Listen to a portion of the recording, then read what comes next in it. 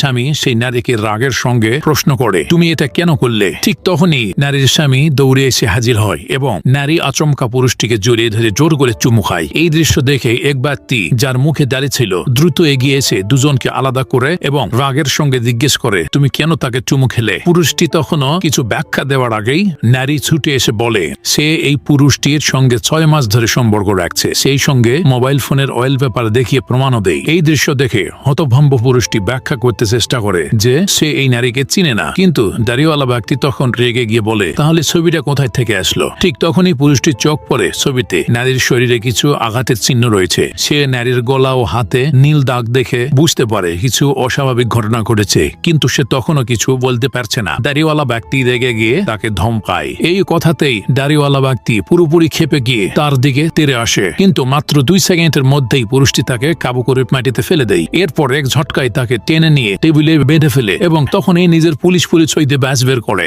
তৎক্ষণাৎ সহকর্মীদের ডেকে এনে দাড়িওয়ালা ব্যক্তিকে গ্রেফতার করায়। আসলে নারীটি শুরু থেকে জানতো যে এই পুরুষটি একজন পুলিশ, তাই তাকে এই পুরো নাটকে টেনে আনে। এদিকে মুক্ত হওয়া নারী বুঝতে পারে যে সে ভুল করেছে এবং বলে সে বোঝাতে সাহায্য করতে পারবে। তারা দ্রুত পুরুষটির বাড়ির দিকে রওনা হয়, কিন্তু দরজায় পৌঁছে দেখে স্ত্রী তার জামা কাপড় গুছিয়ে বাইরে ফেলে দিয়েছে। পুরুষটি ব্যাখ্যা করতে গেলে স্ত্রী কিছুই শুনতে চায় না। সে কড়া ভাষায় বলে, তোমরা দুজন এখান থেকে বেরিয়ে যাও। এই সময় নারীর সামনে এসে স্ত্রীর কাছে ক্ষমা চায় এবং পুরো ঘটনার সত্যতা ব্যাখ্যা করে। সে জানায় সে 5 বছর ধরে স্বামীর নির্যাতনের শিকার ছিল এবং এই পুলিশ অফিসারই তাকে রক্ষা করেছে। প্রমাণ হিসেবে সে নিজের শরীরে আঘাতের চিহ্ন দেখায়। সবকিছু জানার পর স্ত্রী বুঝতে পারে সে একজন ভালো মানুষকে ভুল বুঝেছে।